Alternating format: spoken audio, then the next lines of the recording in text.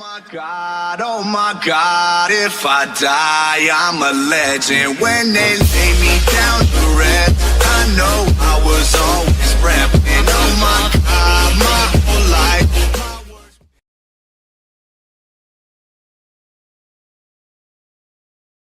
What's up, Soba Squad fans? As you guys know, I'm Dylan. I'm Martin, and today, guys, we're going to be answering the question, why do only some people get addicted to drugs?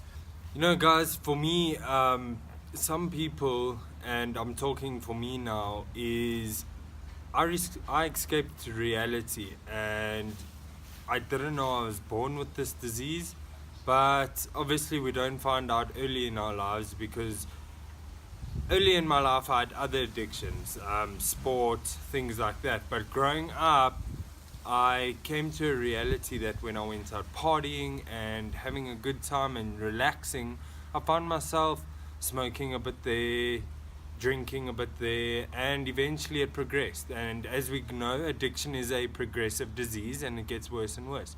So why I think some people only get addicted to drugs is firstly escaping reality, as I've said, and secondly, you know, some people just enjoy that feeling too much, and they feel like when they are on drugs or alcohol and they abuse it, it takes them away from their perception of what's going on in their lives and what's going on in around them, and they have such a good time in the moment that also in our brains the dopamine levels are increased. To those of you that don't know, enzymes are created within us that keep that physical allergy going in our bodies. So therefore it increases our cravings, and that is what the physical aspect of it is. You know, mentally the obsessions, we keep reminiscing on our past and glorifying our past, and we keep going back to moments where we had really good times with drugs and alcohol and how it made us feel better and forget about things and forget about problems. And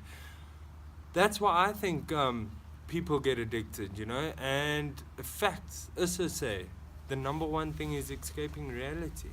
And we go in a moment and we try, with our egos, we try and be a better person, be more out there, be recognized. And we do so much to get recognized by people. It's actually scary, and people turn to drugs and alcohol for that. I mean, it boosts your confidence. You find more happiness in the moments when you take drugs and alcohol. You feel like you can talk to more people, and generally you can, because it takes you out of your comfort zone and it pushes you in to an alley where you get comfortable and you like the feeling and you meet new people.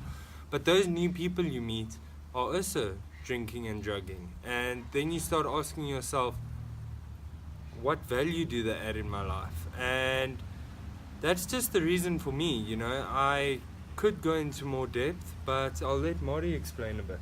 Yeah, guys, so for me, I don't know, when I look at myself, in the past, before drugs and alcohol even made a presence in my life, I still had a very addictive personality. You know, I got addicted to certain behaviors, I got addicted to people, even music, whatever, you know.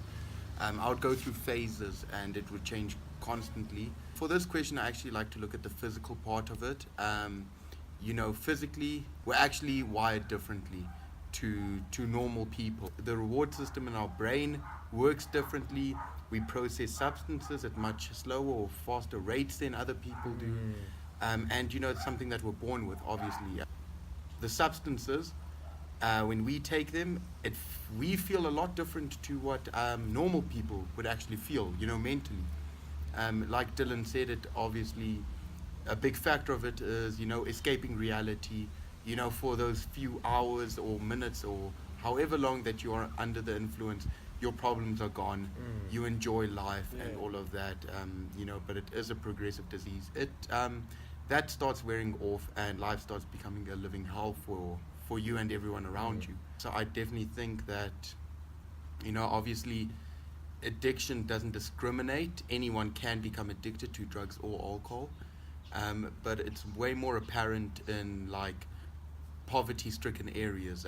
Their addiction rates are a lot higher than anywhere else, and that I think also has to do with, you know, if you've faced a lot of traumatical events in your life, you know, the chances are a lot higher for you than someone who hasn't faced a lot of traumatic. But even if you take that factor away, it's just how you are born physically. It's something that I was born with. That's what I think. It's my opinion. I do believe I was born with it. Marty, I like the way you explained that, you know, the way you said we are wired differently, and that is so true. You know, us being wired differently, it gets to that stage where we struggle to go through our day, which normal people won't understand, but we struggle to go through our day without using that substance. We feel like we can't function because of those chemical substances that our body produces, faster or slower, certain. Dopamine, serotonin, all those kind of substances, and we really are wired differently, you know, where a normal person or a non-addict can go through the day, they understand that there's a time and a place for drinking or drugging, and they can go without it during the day, during their week, on weekends, certain weekends, they can skip out it completely because they know where their priorities lie.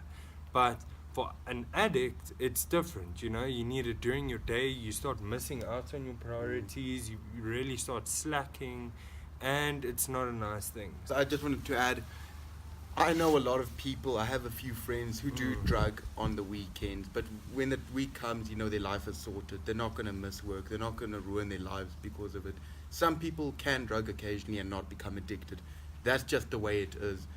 I wouldn't risk it. If someone's out there watching this video thinking I can drug and maybe not become, it's not worth the risk. But it is, a lot of people do have that, where they can drug and still be fine, not become addicted. You know that.